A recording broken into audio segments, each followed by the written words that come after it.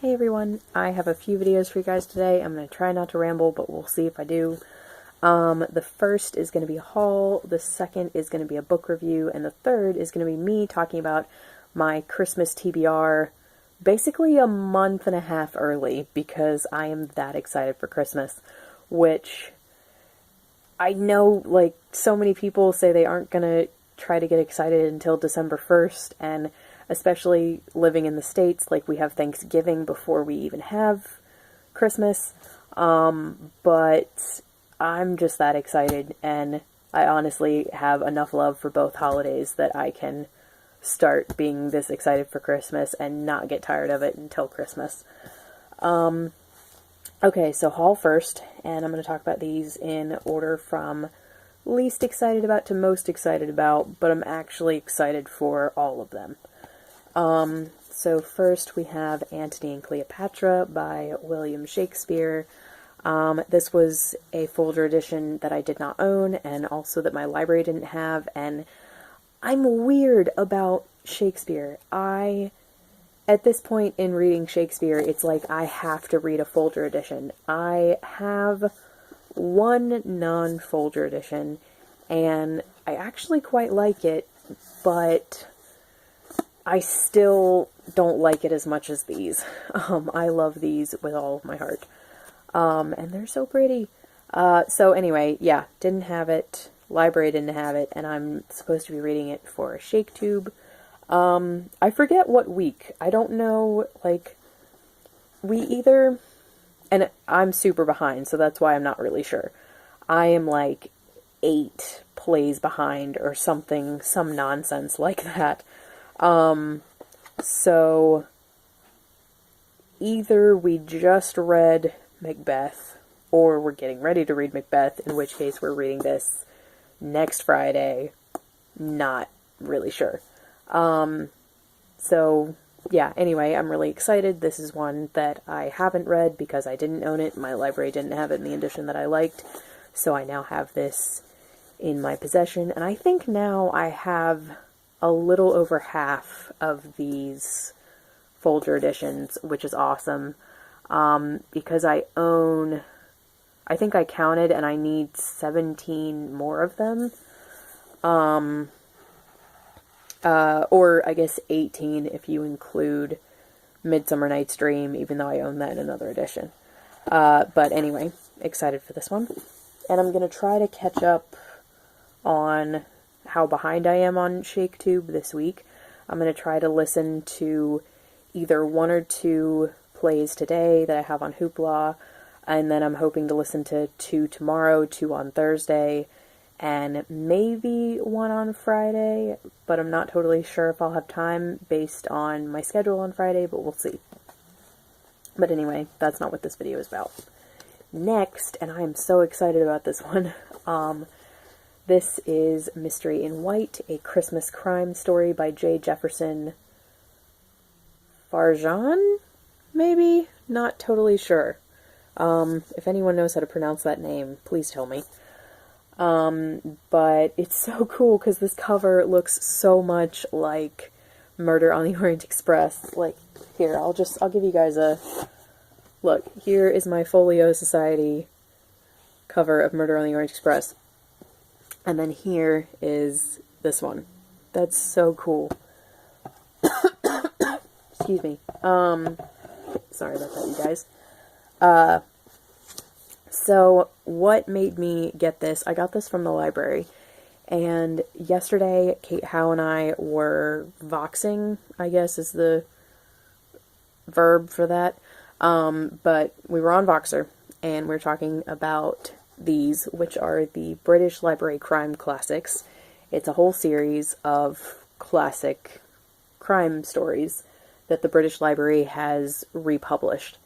And Kate was saying how she really wanted to get a few, and I've seen a couple on, I think, Lil from Lil's Vintage Worlds channel, and they sound really, really great, and when I randomly searched my library for them, they actually had 11 of these, which I was so excited about. Sadly, though, they didn't have the Christmas one that I was most excited for, which was The Santa Claus Murder by Mavis Doriel Hay, I think is how you say her name. Because that's the one that I've seen the most when people talk about a Christmas British Library crime classic. But this one still sounds amazing. Like, I just read the back and it sounds great. And this is the one that my library did have, and sadly it was the only Christmas one they had. But yeah, anyway, I'll just read you guys the back because it sounds amazing. And it basically sounds like Murder on the Orient Express mixed with Goldilocks and the Three Bears.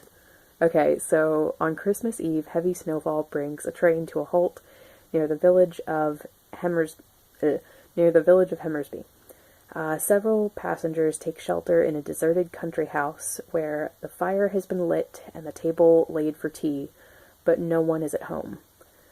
Trapped together for Christmas, the passengers are seeking to unravel the secrets of the empty house when a murderer strikes in their midst. This classic Christmas mystery is now republished for the first time since the 1930s with an introduction by award-winning crime writer Martin Edwards. And I think, if I remember rightly, when I was looking at this list, Martin Edwards has a couple books in this collection as well. But I could be completely wrong about that. But anyway, so yes, I am super excited to read this, and I'm still gonna see if maybe the Barnes & Noble one town over from me that's attached to a college has the Santa Claus Murder. I hope. Maybe. We'll see. But yeah, very excited for this one. And then the next one is Alison Weir's Wire Weir. Lil, if you are watching this video, please tell me in the comments how you say her name, because I pronounce it the other way every other time. Like, I pronounce it, or maybe I pronounce it both ways every time. I don't know how you say it. But anyway, this is Queens of the Conquest, England's Medieval Queens, Book 1, and this just came out, like maybe a month ago, or maybe back in September. And, okay, so I think I've mentioned before, when mentioning this author, that I am planning on reading her works in chronological order, not by publication date, but by historical figure. So I'm starting with the earliest historical figure that she's written about, and I'm going all the way through to the most recent. Now, before this book came out, the one that was the oldest historical figure was Eleanor of Aquitaine during the late 12th century, early 13th, or maybe just late 12th century. Hang on, they have a, she has a, a family tree here.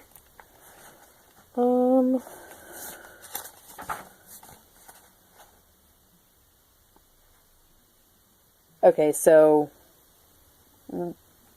pretty much exact smack dab in the middle of the 12th century is Eleanor of Aquitaine. So originally that book was the one I was going to start with, but then this is kind of before / through that time period, if that makes any sense. So what I'm going to do is I'm going to start with this one, and I think, based on getting it now, I'm going to try to read it for Nonfiction November, maybe next week or something, and I'll just have this as one of my challenges and kind of chuck out one of the other ones. I don't know which one of the other ones I'm not going to read, because to be honest, I might only end up reading like 2 nonfiction books this month. So yeah, this will be for one of them, and I'm super excited. And then I'll move on to Eleanor of Aquitaine probably sometime next year. So yeah, I'm super, super excited about this. The queens that she talks about are, hang on, Oh, okay. So the queens that she talks about are Matilda of Flanders, Matilda of Scotland, Adeliza of Louvain, Matilda of Bologna, and the Empress Maud, and then more about the Empress Maud. So that's really, really exciting. I'm sorry for the coughing. I think I really need water, but I don't want to cut off this video so late into it. Now, the last one is the one I am the most excited about. You guys will probably see this again in my Christmas TBR video, but I am so excited for this. This is the Penguin Classics edition of Christmas at Thompson Hall and Other Stories by Anthony Trollope. And oh my goodness, I'm beyond excited about this. Okay, so a couple years ago, Penguin came out with this series of Christmas classics, and they are all in this beautiful, these beautiful editions with cardinals all over them. And fun fact, the cardinal is actually the state bird of my state. So that's kind of really fun to see cardinals all over this book. And yeah, so they all kind of look like this. And they have this one, The Nutcracker by E.T.A. Hoffman, Night Before Christmas by Nikolai Gogol, which is kind of weird because I think it's a very different telling of The Night Before Christmas. Or maybe it just has the same title and it's actually an entirely different story. I don't know. But those, and then Merry Christmas and Other Stories by Louisa May Alcott, which is another one that I really want. And I've been debating whether I want to look more into the Gogol one. But Nutcracker, I already have a really beautiful, big picture book of. And actually, I was just talking to Kate Howe yesterday, and we were talking about these editions, and she says that apparently the Nutcracker that they've printed, the translator, is really bad, and I don't know why. So I was happy to have an excuse to avoid that one anyway. And then A Christmas Carol by Dickens, and Life and Adventures of Santa Claus by L. Frank Baum. So luckily, I already owned 4 of the 6 of these, or else I would have no money, and I wouldn't have had money when these came out. So this is what this looks like. It is so pretty. And then when you open it, it looks like that. It's just so pretty. And these are a bunch of, I say a bunch, these are like 5 short Christmas tales from Anthony Trollope. The first is, of course, Christmas at Thompson Hall. And then the second is Christmas Day at Kirkby Cottage. And then The Mistletoe Bough, The Two Generals, and Not If I Know It. So this is going to be awesome because Anthony Trollope is now one of my favorite Victorian writers of all time. And Katie from Books and Things, and I are reading Last Chronicle of Barset, probably starting like today or tomorrow, and going through the beginning of December. So we will have just finished that. So basically for the second week or third week of December, running up to Christmas, I will be reading one of each of these. And I think Kate and Katie might be joining me as well, because we talked about the fact that we really want to read some Victorian Christmas short stories this year. And I'll also be rereading, well, I'll talk about that in that video, but anyway, they're joining me because we decided we really wanted to read some Victorian Christmas short stories. But I made this whole huge list and knew pretty much like the week after I made it that that was not going to happen. So we're just going to do Hopefully they'll join me for all of these, and then we'll make a list of some other ones that three of us want to read together. But yeah, I'm just so excited about this. It's so beautiful, and I think this is the Christmas thing that I might be most excited for, but I'm not totally sure. And you will see both of these in my Christmas reads video. So yes, thank you so much for watching. I hope this uploads because it's past 15 minutes now. And let me know what you think of any of these, and I will talk to you guys later. Bye.